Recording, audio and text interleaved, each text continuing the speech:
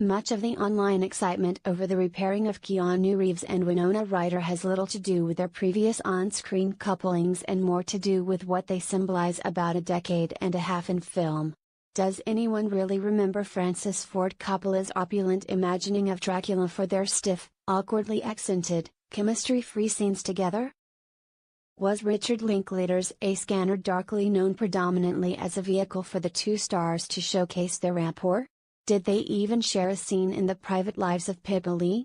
Or instead, is there just an abundance of nostalgic thirst for a film focused entirely around Veronica Sawyer / Lelina Pierce / Lydia Deetz hanging out with Ted / Johnny Utah / Jack Traven? Keanu and Winona forever, on-screen couples who keep getting back together. Read more. It's why there was such giddiness over a recent viral story that suggested the pair might actually have accidentally got married while filming Dracula. For many of us, they're an extension of our youth, like absurdly attractive, staggeringly rich popular kids from school we envied from afar. Their reappearance transports us back to the heyday of their disaffected cool, and any 90s kid inevitably enters their fourth film together with some unavoidable baggage. For such Reeves and Ryder fetishists, there's plenty here to moon over, given that in Destination Wedding, they share more screen time than their other three outings combined. The reason for this is a rather nifty, if restrictive, gimmick that posits the pair in a variety of situations yet refuses to listen in on anything else happening outside of their interactions. It's a bit like watching a play with just two characters, an 88-minute chamber piece, the enjoyment of which will depend on one's tolerance for the duo. Given that they're both playing bitchy misanthropes judging those around them, it's also a bit like watching a nastier, sexier Statler and Waldorf let loose at a wedding. The nuptials in question are happening at a remote Californian location, and the film opens with Frank, Reeves, and Lindsay, Ryder, meeting at the airport, developing an almost instant mutual disgust. They're appalled to be going to a wedding, let alone a selfishly designed destination wedding, and the ensuing action, or rather lack thereof, sees them slowly bonding over their hatred for the world around them. It's not unusual to see a romantic comedy that is A, set a wedding, and B, unfolding between two characters who initially hate each other. But Destination Wedding does manage to spin these tired cliches into something somewhat fresh.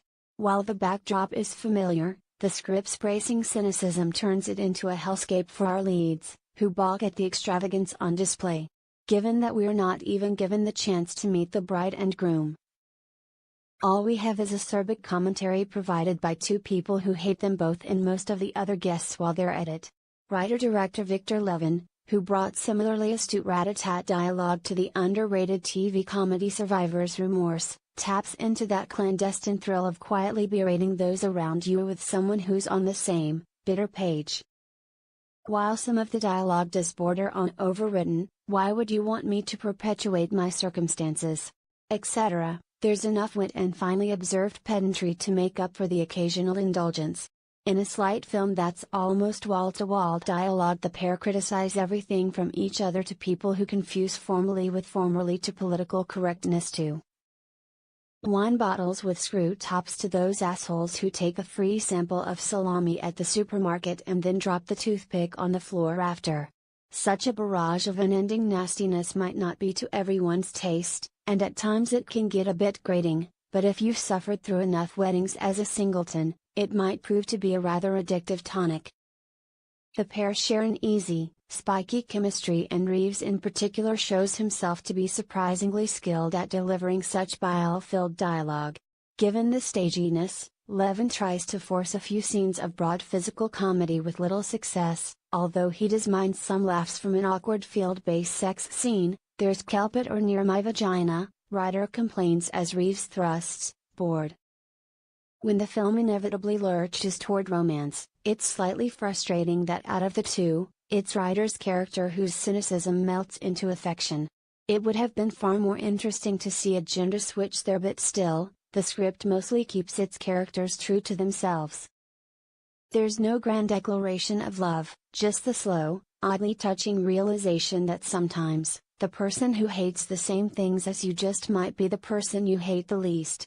Destination Wedding is released in the US on 31st of August with a UK date yet to be announced.